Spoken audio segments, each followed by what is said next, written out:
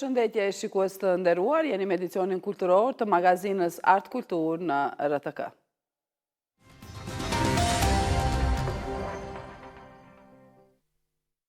Në prag të festave të nëntorit, shoqata Gjergj Kastrioti në Zvicër sjell për publikun shqiptar ekspozitën artistike Nëntori i parë, e cila do të mbahet më 15 nëntor në konsulatën e Republikës së Kosovës në Tyri.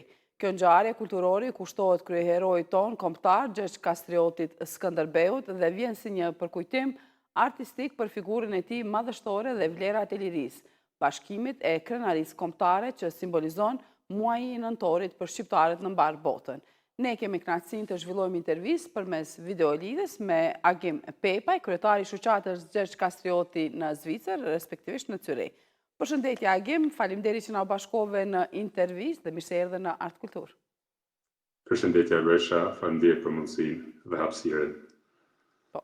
Atëherë Agim, a mund të flasim çfarë kuptimi ka për ju personalisht, por edhe për shoqatën e organizimi i ekspozitës Nëntori i parë?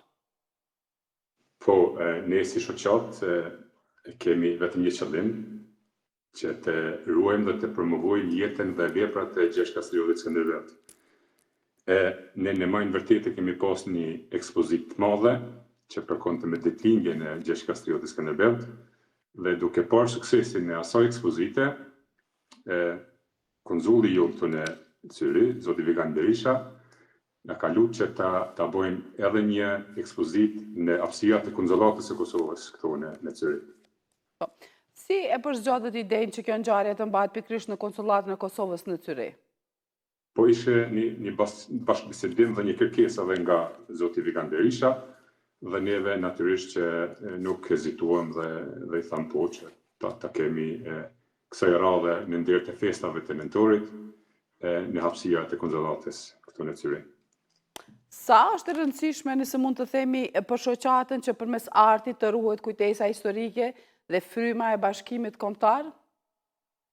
Po nuk thot kot që një imazh është sa 1000 fjalë, jo që fjalët janë parancishme, por në këtë mënyrë, por nuk është vetëm një mënyrë që mundohemi dhe duam të promovojmë jetën dhe veprën e Gjergj Kastriotit Skënderbeut.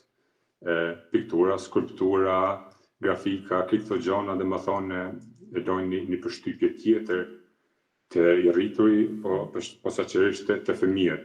Secili fëmijë ka një imazh nga fëmijëria që s'ka harru kurrë dhe që ka qenë i manitur nga ai shikim. Dhe neve këtu kemi artistë të mrekullueshëm. Punimet janë secila më mirë se tjetra, kështu që ata që do të marrin pjesë në ekspozitë do të maniten me punimet e bukura që do të kemi të ekspozuara.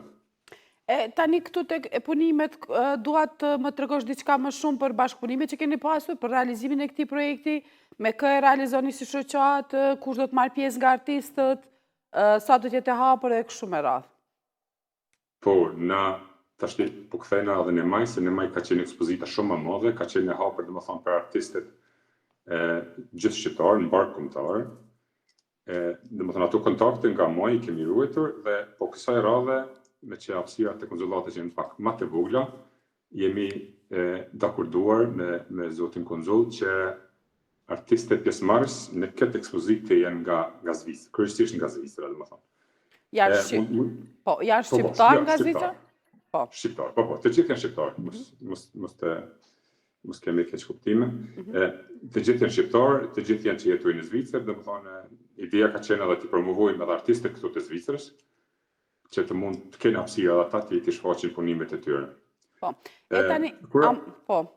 A mund cilat do të jenë temat që do trajtohen? A do të jetë vetëm kushtuar vetëm nëntorit, a do të jetë vetëm për Gjergj Kastriotin Skënderbeun, apo do të ketë edhe tema të tjera?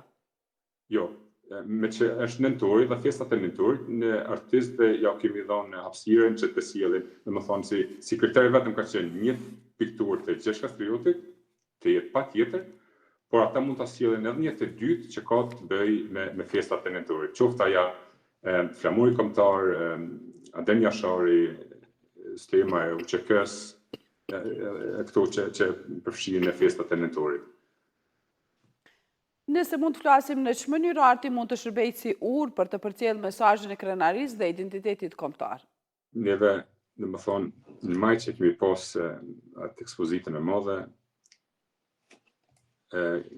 ka qenë një sukses shumë i madh, sepse edhe artistët, por edhe artdashësit nuk e kanë ditë që ka aq artistë mirë këtu në Mergat, dhe ka pas një lidhje mes artistëve, por edhe mes shoqatave të ndryshme me artistët, dhe më thonë, qëllimi është në radhë të parë që të promovohet kryeroi Joni Pamposhtë, Gjergj Kastrioti Skënderbeu, po dhe dyta që të kemi një lidhje, një interakcion, qoftë shoqata ndër veti, shoqatat me artistët, apo edhe njerëzit e thjeshtë që jetojnë dhe veprojnë këtu në Zvicër. Agem, si vlerësoni ju rolin e diasporës shqiptare në kultivimin dhe promovimin e identitetit kombëtar përmes artit, kulturës? Unë që më i lartë, sepse këtu në Zvicër ka shumë shoqata, ka shumë ansamble, shkolla shqipe është shumë aktive. Unë jam i bindur se në këtë nëntor, që përket me festat e nëntorit, dhe më thonë, këtu ka manifestime të panumërta. Ndoshta edhe më shumë se në Kosovë, se në Shqipëni. Dhe më thonë, shoqatat, ansamblet, grupet e ndryshme, shkolla shqipe janë shumë aktive dhe festohet me shumë përkushtim dhe kënaqëri për çdo vit. Dhe më thonë, nuk është veç një herë që dikush bën diçka, por secila, dhe më thonë, ka një organizim në atë mënyrën e vet, dhe është e manitshme që se sa organizimi bëhet në këtë nëntor këtu në Zvicër, por flas për Zvicër tashmë që si jetojmë edhe këtu. Po, duke marrë parasysh që komuniteti shqiptar atje diaspora është në numër mjaft të madh, nëse mund ta themi kështu, sepse nuk ka shqiptar vetëm nga Kosova, ka nga Maqedonia e Veriut, nga Shqipëria. Çfarë dëshironi të përcjellni tek bashkëadhetarët tanë përmes kësaj ekspozite? A ka mesazh, porosi ngjarja? Mergata në Zvicër është e madhe, nuk është vetëm nga Kosova, siç e thatë edhe ju, ka shumë nga Lugina, ka shumë nga Ilerida apo Maqedonia e Veriut. Mesazhi është i qartë që mos t'i harrojmë rrënjët tona, mos ta harrojmë Gjergj Kastriotin Skënderbeu, pa të cilin neve nuk e dim se ku do ishim. A do ishim këtu si jemi tash, apo do të asimiloheshim, do të zhdukeshim fare, si shumë popull e gjuhë të tjera.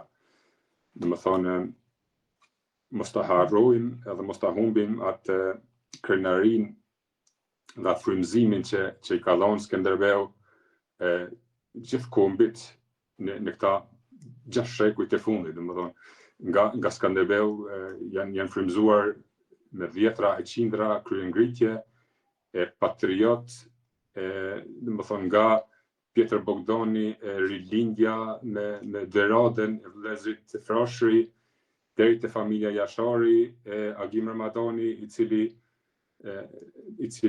mur pothuajse të njëjtin rrugë si Skënderbeu, la të gjitha privilegjet dhe familjen e vet këtu dhe u kthye në Kosovë për të luftuar, si shumë djem dhe vajza tjera që e morën po këtë rrugë. Domethënë, mesazhi është që mos ta harrojmë rrënjët tona, mos ta harrojmë veprën e madhe të pazëvendësueshme të Gjergj Kastriotit Skënderbeut dhe të bashkuemi në manifestime të ndryshme. Po. Tani, ju si shoqata keni plane të organizoni edhe ngjarje të tjera, ekspozita ose gjëra të tjera të cilat do t'ja përkushtoni nëntorit? Jo, tashti neve si shoqat në vërtet të bëjmë një organizim në maj që përket me ditëlindjen e Gjergj Kastriotit Skënderbeu.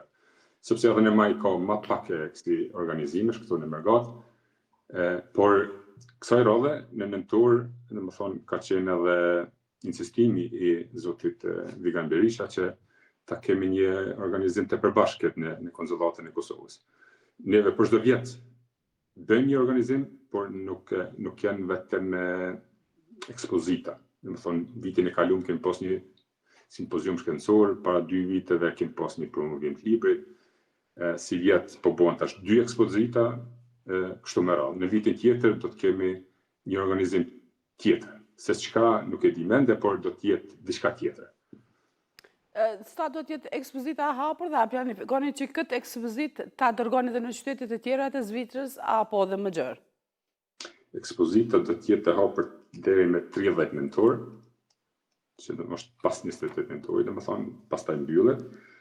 Jo, ekspozita është menduar që të jetë vetëm në konsulat, në këtë konsilacion, domethënë në bashkëpunim me konzullin dhe stafin e tij këtu në Zyrich dhe shoqatës tonë Gjergj Kastrioti.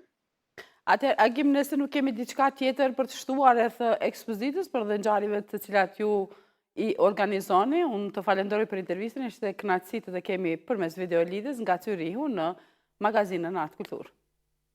Faleminderit juve, gëzuar festat e nëntorit dhe lavdi të gjithë heronjeve, posaçërisht të pamposhtërit tonë Gjergj Kastrioti Skënderbeu. Gëzuar. Gëzuar, faleminderit shumë. Mirupafshim.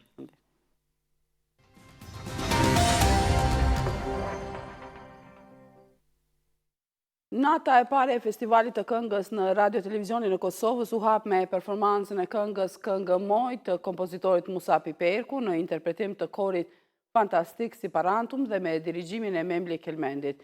Ky moment hapi edicionin e 3 të festivalit duke dhuruar një atmosferë të jashtëzakonshme në natën e parë të garës muzikore më të madhe të Kosovës. Gjatë mbrëmjes, shikuesit ndoqën një seri performancash që sollën ritëm, emocion dhe një larmi zhanresh. 20 konkurrentët të përzgjedhur nga mbi 40 aplikime përfshin artistë të rinj dhe të afirmuar, duke garantuar një konkurrencë të fortë dhe spektakolare gjatë 3 netëve të këtij festivali. Performancët e natës filluan me Teut Halili dhe këngën Amin, vazhduan me Almir Kraba me Nuk ka si ti, ndërsa skena u mbush më pas me baladat e Elmedin Ramushi dhe Semi Tafaj dhe më pas me interpretimet energjike të Arsi Bako, Laurian Eili, Vjosa Shehu, Art Lokaj, Kjara Juba, Egzon Pireci, Klea Dina, Florent Abrashi, Bledi Kaso, Nita Latifi, Algert Sala, Arieta Palushaj, Dea Berisha, Vlera Kastrati, Zërgjina Hasanaj, Santino De Bartolo dhe Xuzi. Një moment të veçantë solli homazhi për Violeta Rexhepagiçin, ku moderatorja Irina Krasniqi dhe orkestra interpretuan një improvizim në kujtim të artistës, duke krijuar një atmosferë emocionuese dhe të paharrueshme. Nata u përmbyll me një performancë të jashtëzakonshme nga 20 konkurrentët e festivalit, të cilët interpretuan së bashku këngën Baresha, një kompozim i njohur i Rexho Mulliqit. Ky interpretim solli një përfundim madhështor të natës së parë, duke evidentuar trashëgiminë muzikore të Kosovës dhe energjinë e brezave të rinj të artistëve. Nga Këngë Moj tek Baresha, por edhe me 20 këngët konkurruese, nata e parë e festivalit të këngës premtoi 3 netë të mbushura me muzikë, emocion dhe konkurrencë të fortë. Nata e dytë e edicionit të 3 të festivalit mbahet sonte në orën 21, ku po ashtu priten befasi të shumta.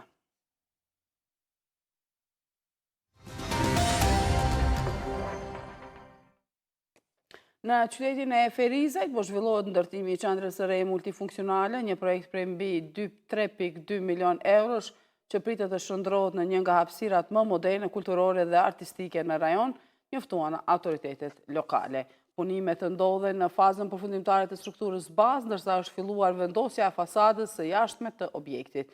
Projekti mbështetur nga Ministria e Kulturës parashikon ndërtimin e sallave për aktivitete kulturore, një galeri arti, bibliotekë dhe ambiente pune për artistë të komunitetit lokal. Qendra e re pritet të shërbejë një hapësirë bashkëkohore për zhvillimin e jetës kulturore në Ferizaj dhe për të rinjtë e qytetit, duke forcuar infrastrukturën kulturore të Kosovës Jugore.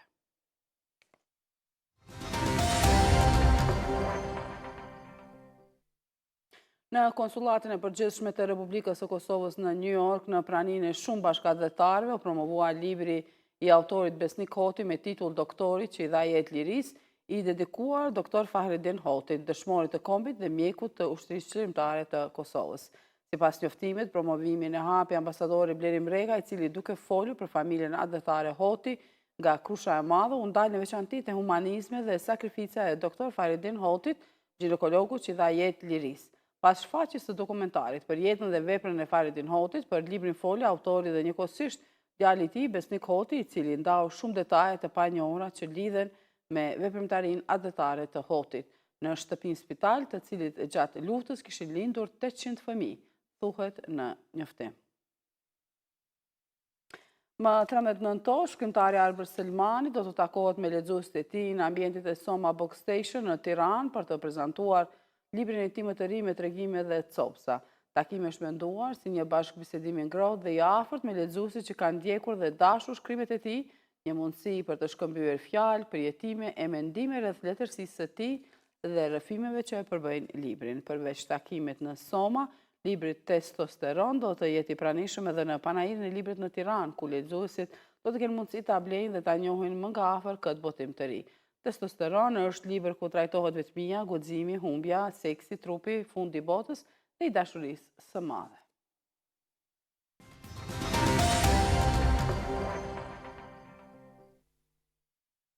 Fotografia shqiptare vjen në qendër të vëmendjes me ekspozitën personale Gjysma që sumuros të artistes Rozafa Shpuza, që hapet më 10 nëntor në Galerinë e Arteve të Tetovës.